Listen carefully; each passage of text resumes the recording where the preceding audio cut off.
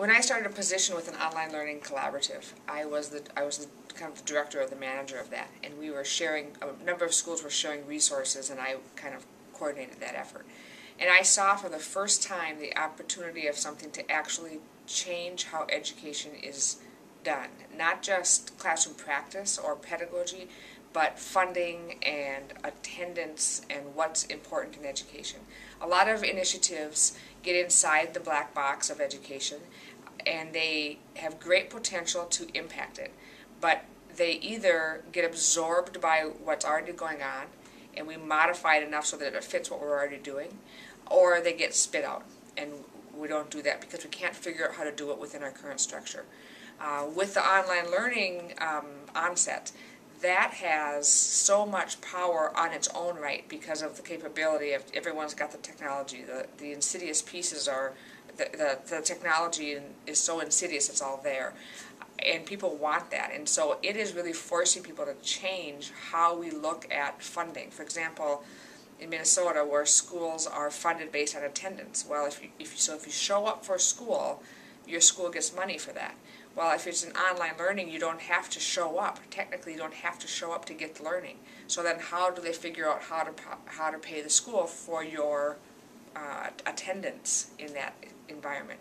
So it's really changed. I think it has the most potential of anything I've seen so far to actually soften the walls of that black box of education and change what it looks like, change what some of the expectations are, change how some things are done, including scheduling, attendance taking, funding, textbooks or content delivery.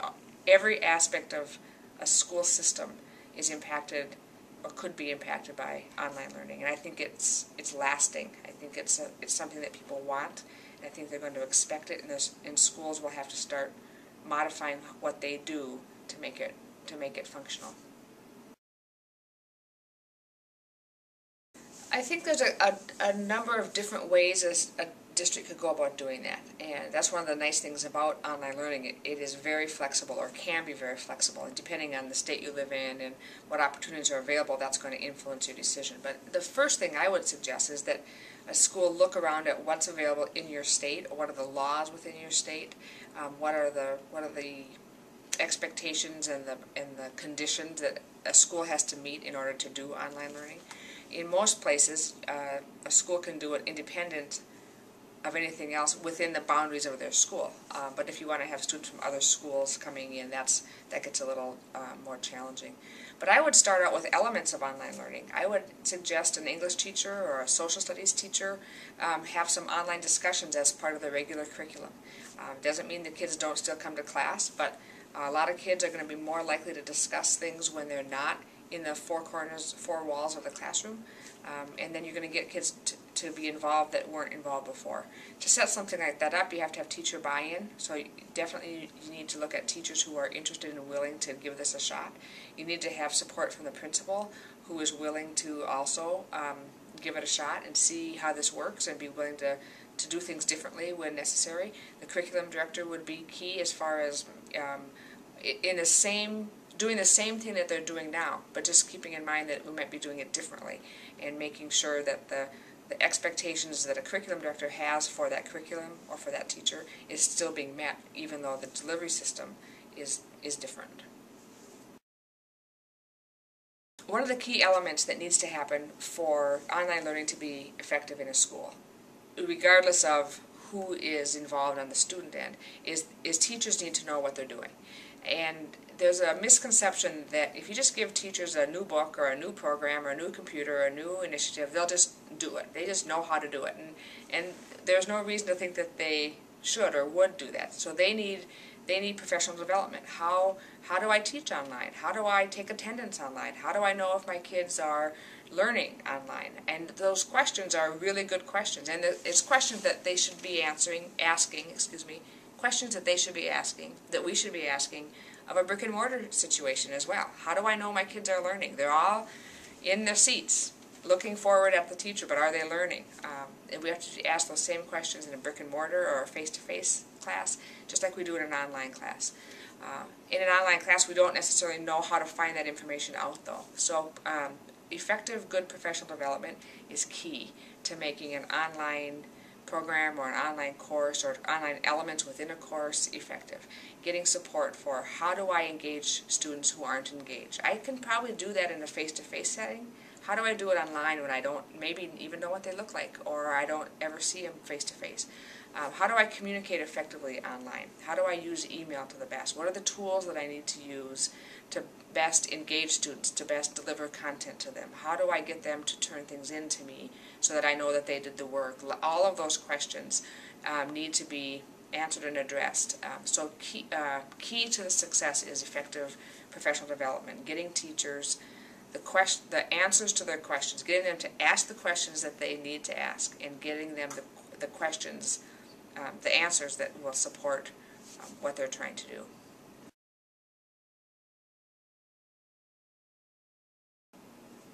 When I first started working with online learning about 5 years ago, we were looking at who would teach the courses, and some of the people I was working with suggested that, well, we've got all these teachers, just find one who has an open time slot, let them teach it online.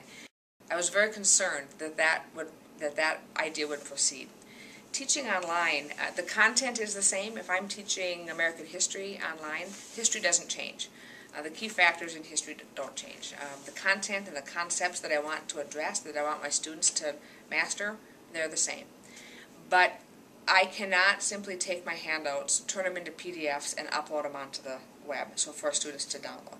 I can't simply have them read a book and then submit their stuff to me via email and have that be online.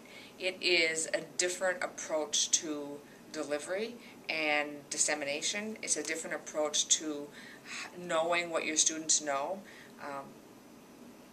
When they turn work in, they might not turn everything in. Some things might be done via discussion. So how are you going to assess that discussion? Are your discussion questions phrased correctly so that you're getting the best response from them?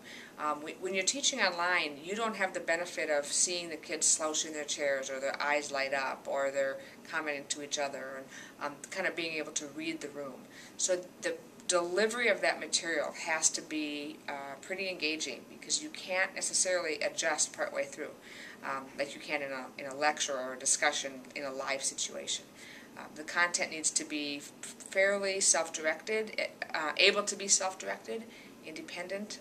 Not that it's not without support, but you've got maybe 25 people in a class, and they might be doing it at 25 different times between today and tomorrow afternoon.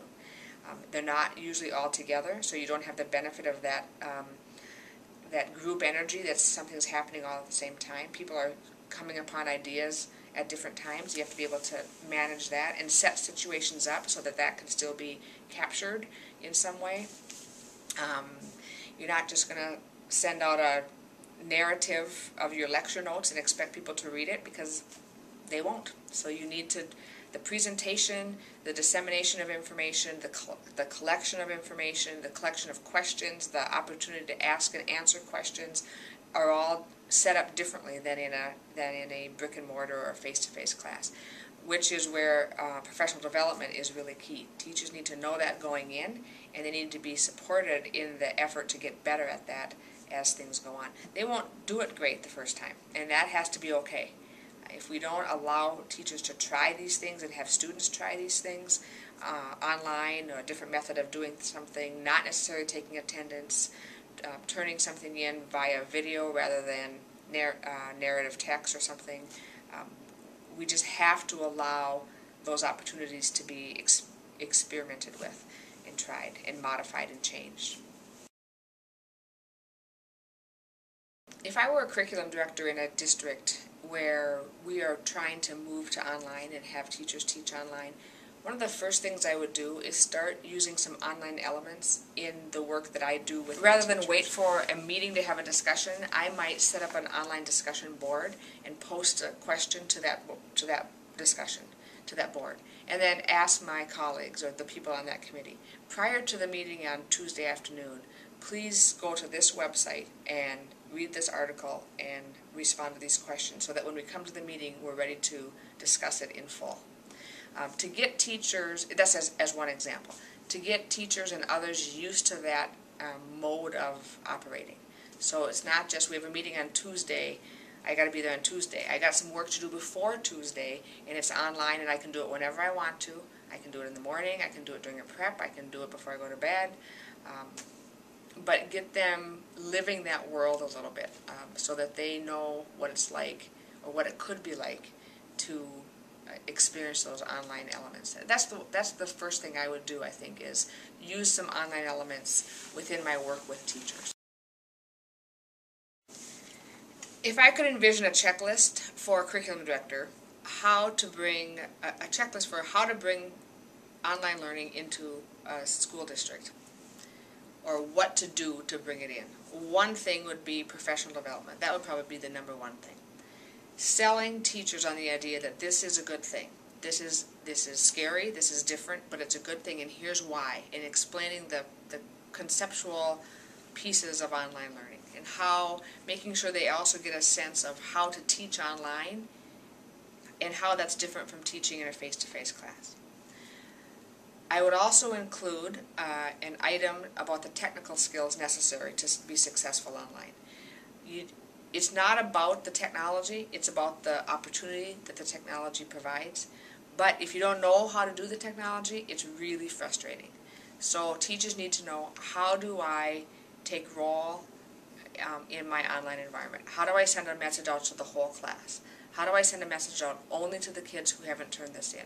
How do I create a discussion board? They need to know those technical tools. Do not start with the technical tools. That should be later down the list. But it definitely needs to be. A third thing I would put on the checklist is making sure that there's buy-in and support from the principal, from the building administrator. That this is a supported initiative, it's a supported idea, so that the teacher doesn't feel that he or she is kind of doing it on their own, or kind of a rogue or a rebel. That there is support, that there's positive. Another thing on the checklist would be making sure that the curriculum is set up appropriately to be delivered in an online course. Some courses are easier to deliver online than others. Some content, I should say, is easier to deliver online. So make sure that whatever content you're delivering, it's set up in a way that it's appropriate to be done online. People say, well, how would you do a lab online? How would you dissect a frog online, for example? There are applications and programs and software websites that allow you to do that. So it's not that it can't be done, but it needs to be done intentionally and purposefully. You can't simply just talk about it.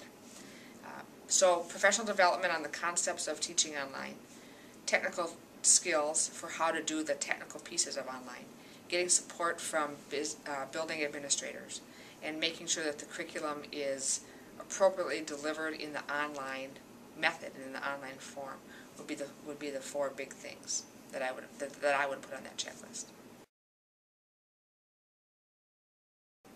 I would advise people to give it a try. Some students are going to be very successful, and they are going to far outperform how they perform now in a brick and mortar school. The online environment is going to free them up to share ideas that they're too bashful or shy or embarrassed to share in public. It's going to give them different ways to schedule their day so that they can do other things that they may be more passionate about, and then still get these requirements done. It might allow them to address things that they are passionate about online. I'd give it a try. Some kids aren't going to be as successful at it, and that's okay. The fact that not every student is successful in online, not every student will be. Not every student is successful in the face-to-face the way we have it right now, but we still do that. We have to provide opportunities for students to learn in the environment where they learn best. And for some students, that's online. And for all students, I would say it's a good experience for all students to have at least one online class, or at least one class that has a lot of online elements prior to graduating from high school, so that they have some experience going out into college and career situations. If you try to do it in isolation, if the teacher tries it alone, if the teacher and the curriculum try it with the curriculum director, without the principal, or if the principal and the curriculum director tell the teacher, this is how we want you to teach your English class, none of those scenarios will work. in the long run. You might get short-term results, but in the long run, you all have to work together and figure out how it's going to work within your scenario, and lean on each other when you don't quite know how things are going to go. Figure it out together.